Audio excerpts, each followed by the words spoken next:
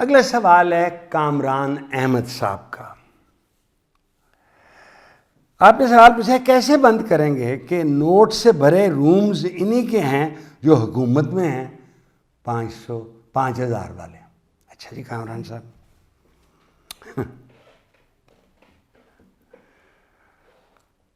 और आपने कहा है बार बार आते हैं। ठीक है, इसमें कोई शक नहीं कि जिनके पास दौलत है वो इलेक्शन लड़ते हैं और जीत भी जाते हैं। हमारे मुल्क में टैक्स कितने लोग देते हैं, उसका बेस कितने लोग देते हैं? 23-24 करोड़ लोग हैं ना। आज आप इंटरनेट से चेक करें पिछले साल कितने लोगों ने टैक्स रिटर्न दिया है। मेरा ख्याल है, मैंने लेटी देखा नहीं, 39 लाख लोगों से कम दिया है। हमारी प्रॉब्लम सिर्फ ये है कि हम टैक्स देना ही नहीं चाहते। हम समझते हैं ये हम पे बोझ है, और इसके लिए जो मईशत जो जानते हैं उनको असूल पते हैं कि कैसे करने। बर्डन टैक्स पे हम सही टैक्स लगाते हैं। जो चीज़ मुल्क से बाहर आए, लगाए, तेल आया टैक्स लगा दें डायरेक्ट, उसको ढूंढना नहीं पड़ता। सेल्स टैक्स, उसमें लोग रसीदें नंबर 2 बना लेते हैं। ये टेलीविज़न है उस पर भी टैक्स लगा, बिजली के बिल में आता है। लेकिन हम मिन हैसुल कौम, हम टैक्स देने के खिलाफ हैं। हम समझते हैं कि नहीं जी वो खा जाएंगे ना जी, वो लुट के लाएंगे ना। इसके 2-4 तरीके हैं जो कोई इतने मुश्किल नहीं है। मसलन एक, हमारे यहाँ बिजली भी चोरी होती है और गैस भी चोरी होती है, बोरी भी होती है, चोरी भी होती है। ये एलिमिनेट करना चाहिए। पहले भी चोरी होती रही थी, अब आके शुरू हुआ है। इसका कोई लिहाज नहीं होना चाहिए। गोदामों पे रेड होने चाहिए, किस किस ने माल लुकाया हुआ है सबको पता होता है। किस थाने को नहीं पता है कि उसके इलाके में गोदाम कहाँ है?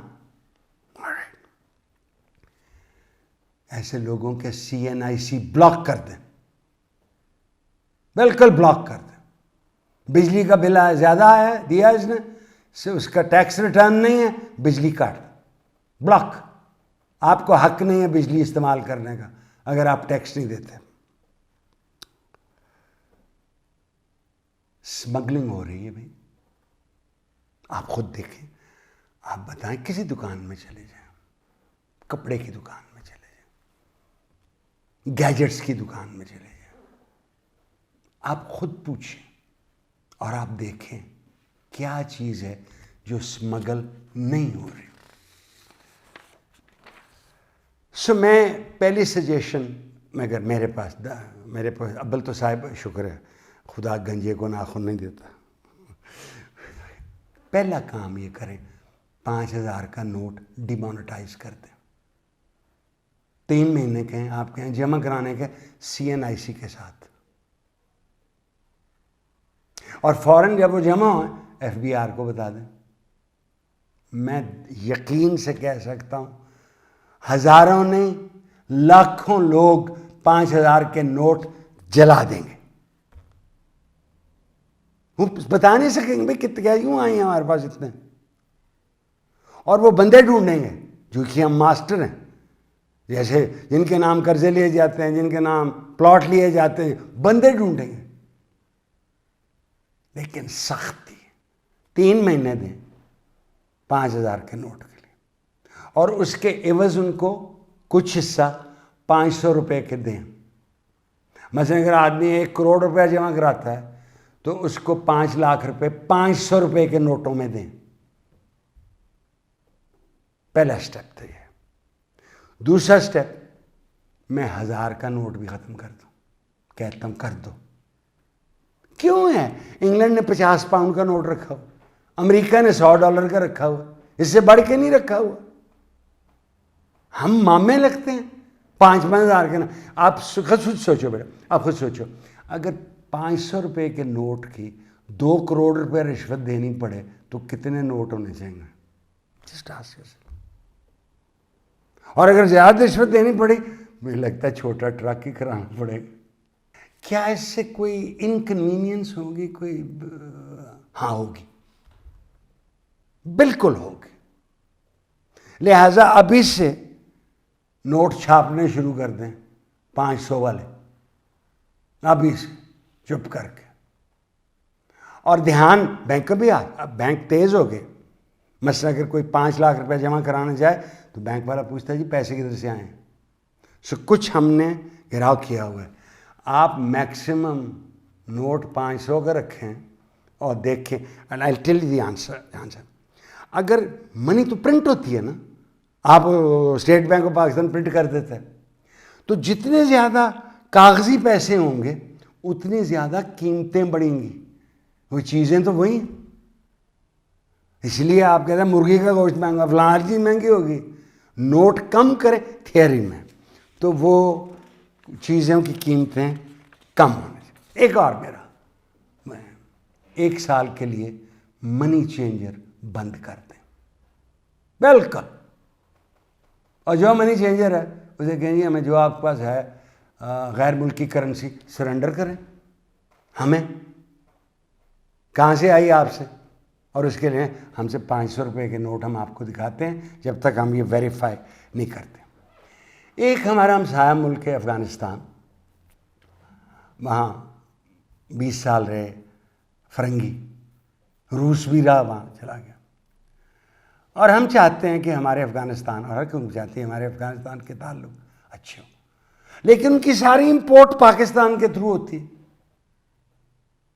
और वो ऐसी चीज़ें और इतनी मिकदार में चीज़ें इस्तेमाल करते हैं कि वहाँ इस्तेमाल नहीं हो सकती, तो वो ऐसे जाती हैं, ऐसे वापस आए पाकिस्तान में। मिसल जो हमारे मुल्क में टायर मैन्युफैक्चरर है वो कहता है जी इतना टायर स्मगल होता है, हम कंपीट ही नहीं कर सकते। हमें जोर देना चाहिए कार्ड्स के इस्तेमाल पे। मेरे पास भी हैं दराज में, मैं डर के मारे वो नहीं उनको ऑन नहीं किया हो, मेरे बच्चे बड़े पैसे खर्च करते हैं। अब मैं जो अपने 24 करोड़ लोगों के लिए जो अर्ज करना चाहता हूँ वो शायद उससे कुछ की दिल आज़ारी हो। मैं पेशगी माफ़ी मांगता हूँ आपकी दिल आज़ारी। कश्मीर का मसला 50 साल के लिए फ्रीज कर दें, एज इज वेयर उस। आप भी फौजें वापस लाएं, हम भी फौजें वापस लाते। भारत में सबसे ज्यादा आबादी है दुनिया में, चीन से ज्यादा हो गई। It's a very big market. क्यों हम तजारत नहीं कर रहे हिंदुस्तान के साथ? जब तक कश्मीर का मसला हल नहीं होगा हम तजारत नहीं करें। कानून भाई, what has trade to do with the Kashmir issue? क्या ये यूक्रेन और गाजा की जंगों से हमने कुछ नहीं सीखा? कुछ नहीं सीखा हमने। ये हमें भी पता है और हमें फख्र है इस बात पे कि हमारे पास न्यूक्लियर टेक्नोलॉजी है और बॉम्ब्स हैं। मजीद निज़ामी साहब को मैं एक दिन इंटरव्यू कर रहा था, उन्होंने कहा कि मुझे बांध के एटम बॉम्ब के साथ बांध के मुझे दिल्ली पे भेजो, दिल्ली पे फेंक दो। मैंने कहा वहाँ से हवा सारी इधर ही आती है, तो कहते लाहौर तबाह हो जाएगा तो क्या फ़र्क पड़ता है? सो ये आपने तय करना है कि आप हॉक्स हैं, आप मुकाब हैं झपट के पाना, कि आप डव्स हैं। आराम से नहीं रह सकते हम एक दूसरे के साथ, तो हम लेट्स टॉक अबाउट इट। लेकिन कौन करेगा ये फैसले? कौन हमें ये फैसले करने देगा? कौन करने देगा? आप सोचें, मैं भी सोचता हूं और आप भी सोचें। जो न्यूक्लियर वेपन्स हैं या न्यूक्लियाई हथियार, आपको फ़ख्र होना चाहिए कि हमने, आपके मुल्क ने उनको मिनिचराइज कर लिया, यानी छोटा, concentrated in that area.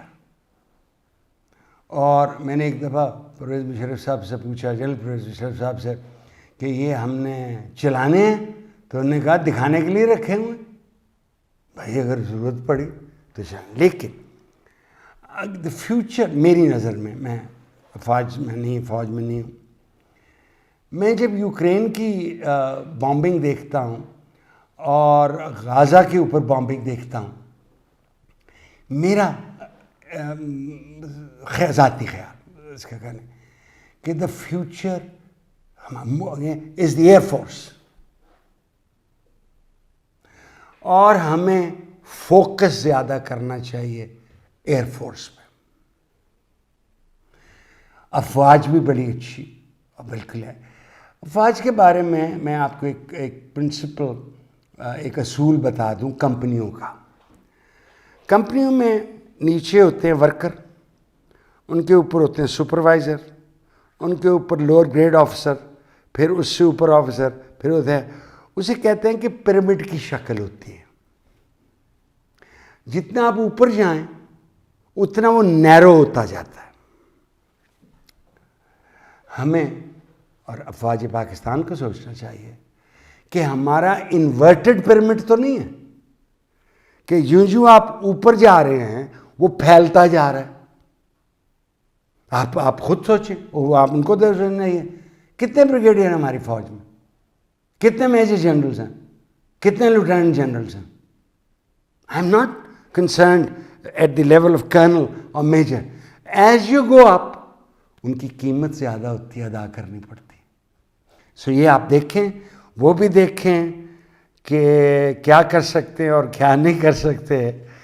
But ये तय है कि हम कर्ज़ों पे और नोट छाप पे हम जिंदा नहीं रह सकते। ये दिस इज गोइंग टू, हम एक एज पे खड़े हैं मुआशी तौर पर, in the world of economics, an edge, because we will fall if we don't do anything. ये बड़ी लंबी बात कर ली मैंने एक सवाल के ऊपर, और मुझे नहीं पता किस किस की दिल आज़ारी हुई होगी। जिन सब की दिल आज़ारी हुई है उनसे मैं माफ़ी चाहता हूँ।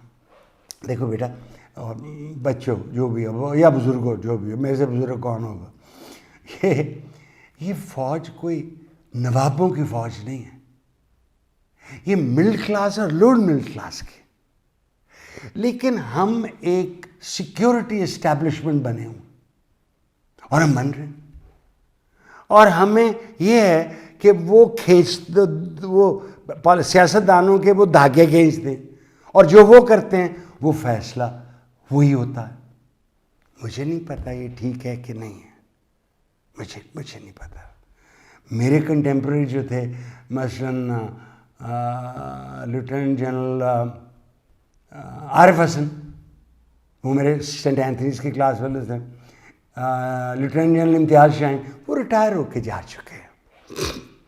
उनसे मैं बात करूँगा कि क्या वाकई जो मेरा ख्याल है कि मेरी फ़ौज, आपकी और मेरी फ़ौज, ये हम में से हैं, कोई नवाब नहीं वहाँ बैठा हुआ, middle class and lower middle class है। ये इन्वर्टेड पिरामिड तो नहीं बन गए। मुझे नहीं पता है कि जब प्राइम मिनिस्टर कोई किसी मुल्क का, मतलब बरतानिया का वज़ीर आज़म अगर अमेरिका का दौरा धरे तो उनके आर्मी चीफ से मुलाकात करेगा कि नहीं मिलेगा? He has to meet the president and the cabinet। ये हमने तय करना, बल्कि हमारी अफवाज ने खुद तय करना कि कहाँ तक वो ये मुल्क सह सकता है इतना बड़ा बोझ। ये कि मौज ख़त्म होनी चाहिए, बिल्कुल नहीं। वो विल डुरांट का पुराना है कि when your economy gets better keep your powder dry. हथियार होने चाहिए आपके पास, कितने होने चाहिए? देखिए ना, अब अमेरिका ने जोर लगाया है, NATO, North Atlantic Treaty Organization, कि भाई आप पहले था कि 2% आप अपने जीडीपी का खर्च करें अफवाज पे। आज की खबर है कि पोलैंड ने कहा नहीं, 3% खर्च करो, क्योंकि उनको डर पड़ गया है कि अगर यूक्रेन का मसला बाकी यूरोप की तरफ बढ़ा तो क्या अमेरिका आएगा उनके दिफा के लिए? कि नहीं। इसलिए यूरोप मिलिटराइज हो रहा है, अपने आप को बढ़ा रहे हैं। हमें यह भी पता है कि भारत जो है वो करीब तर जा रहा है अमेरिका के। 80 बिलियन की, माइक्रोसॉफ्ट ने $80 बिलियन की इन्वेस्टमेंट की है इंडिया में, और इंडिया को, भारत को वो ये समझ रहे हैं कि चीन के मुकाबले में वो भारत को खड़ा कर रहे हैं। ये कहाँ तक चलेगा मुझे नहीं पता, आई डोंट नो दिस। लेकिन इसके बारे में पूरी कौम को सोचना चाहिए। क्या हम अफवाज पाकिस्तान के बगैर जिंदा रह सकते हैं? आंसर इज नो, नहीं रह सकते। क्या कोई तरीका है कि कम हो जाए खर्च? ये अफवाज पाकिस्तान ने सोचना, और मिनिस्ट्री ऑफ फाइनेंस ने सोचना, और प्राइम मिनिस्टर ऑफ पाकिस्तान ने सोचना, and then decide and see how we code. नाज़रीन, जो दो चार जो देख रहे हैं अभी तक, और मैं हैरान हूँ कि क्यों देख रहे हैं। अगर आप अपने टीवी के बाईं तरफ देखें या दाएं तरफ देखें तो आपको नज़र आएगी कि आप हमारे से भेज सकते हैं अपने सवाल यूट्यूब पे, इंस्टाग्राम पे, और एक और पे भी भेज सकते हैं, और फेसबुक पे भेजें, चलिए देख लेंगे, वो भी हम पढ़ सकेंगे। और मैं देख के ये मैं आपको बता दूं कि हम चुनते ज़रूर हैं। मसलन आप बहुत ही डाढ़ा सवाल पूछें तो मैं कहूँगा अच्छा मुझे मिल लें तो मैं इसका जवाब दे देता हूँ।